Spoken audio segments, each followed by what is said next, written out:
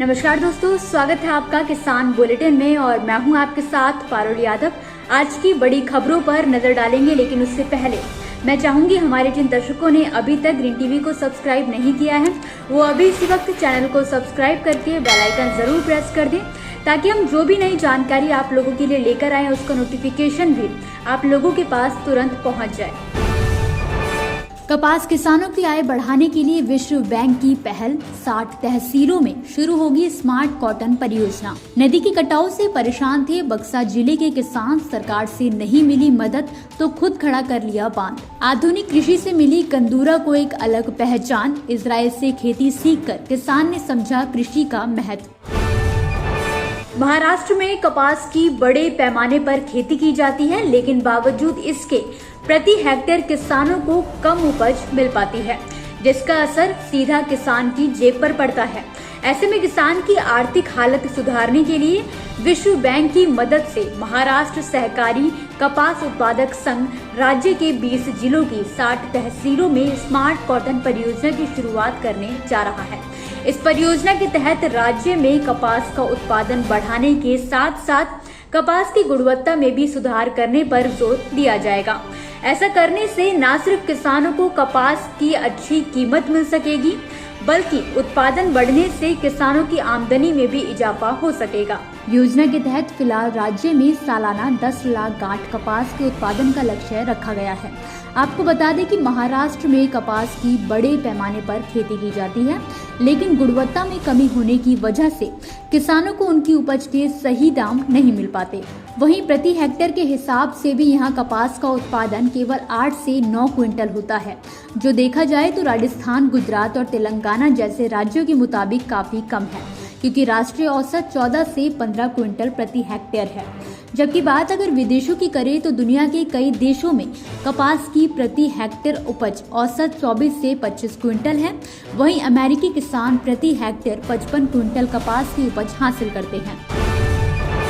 असम के बक्सा जिले के 5 गांव के लोगों ने न जाने कितनी ही बार सरकार से गुहार लगाई है कि नदी के कटाव की वजह से उनकी कृषि योग्य भूमि को लगातार नुकसान पहुंच रहा है, लेकिन एक बार भी सरकार की तरफ से किसानों की मदद के लिए कोई कदम नहीं उठाया गया।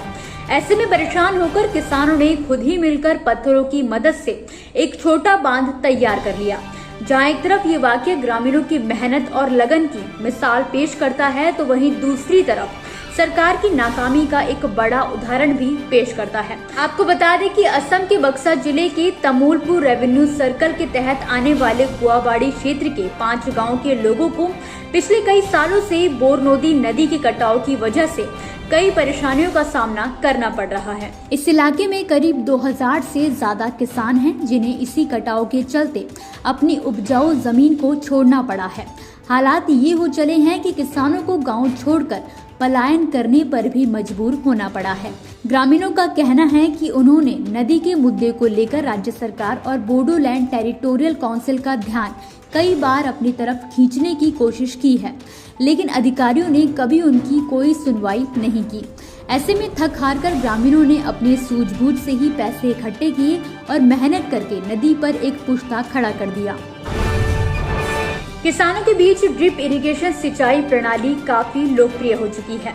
इसकी मदद से देश के कई किसान पानी की बचत के साथ साथ सफल किसानों की सूची में अपना नाम भी शामिल कर रहे हैं। इन्हीं में से एक किसान हैं झारखंड के रांची जिले के मांडर प्रखंड के रहने वाले किसान गंदूरा उरांव, जो आज प्रदेश के सभी किसानों के लिए एक रोल मॉडल बन चुके हैं। कृषि की नई तकनीकों के सहारे गंदूरा ने अपनी पहचान राष्ट्रीय स्तर तक बना ली है। आपको बता दें कि किसान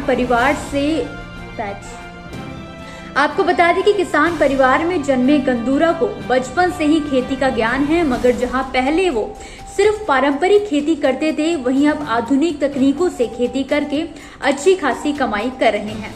साल 2017 में झारखंड से 25 किसानों को इजराइल खेती सीखने के लिए भेजा गया था, तो उनमें से एक किसान गंदूरा उरांव भी थे। इजराइल से लौटकर आने के बाद गंदूरा उरांव की खेती की तकनीक में और सुधार हुआ। अब वो ड्रिप इरिगेशन के अलावा इंटीग्रेटेड फार्मिंग के बारे में भी लोगों को जानकारी देते हैं। गंदूरा की माने तो जब से उन्होंने आधुनिक तकनीकों से खेती करना शुरू किया है, तब से उनकी आमदनी लगभग दोगुनी से ज्यादा हो चुकी है, जिसके चलते आज उनके पास कुल 12 एकड़ जमीन के साथ खुद का पक्का मकान, मोटर पंप सेट, कृषि यंत्र और 2 बाइक भी हैं। खेती से उनकी इस तरक्की के लिए उन्हें 2020 में पंडित दीनदयाल उपाध्याय अंत्योदय कृषि पुरस्कार से भी नवाजा जा चुका है। तो दोस्तों, इसी के साथ आज के किसान बुलेटिन की बड़ी खबरों में फिलहाल के लिए बस इतना ही। आप मुझे दीजिए इजाजत, कल फिर हाजिर होंगे कुछ नई खबरों के साथ।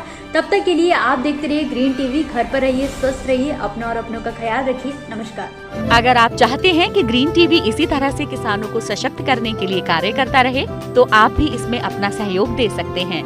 डिस्क्रिप्शन पर जाकर दिए गए लिंक पर क्लिक करें, पेटीएम करें, NEFT और क्रेडिट कार्ड के जरिए भी आप हमें सहयोग दे सकते हैं।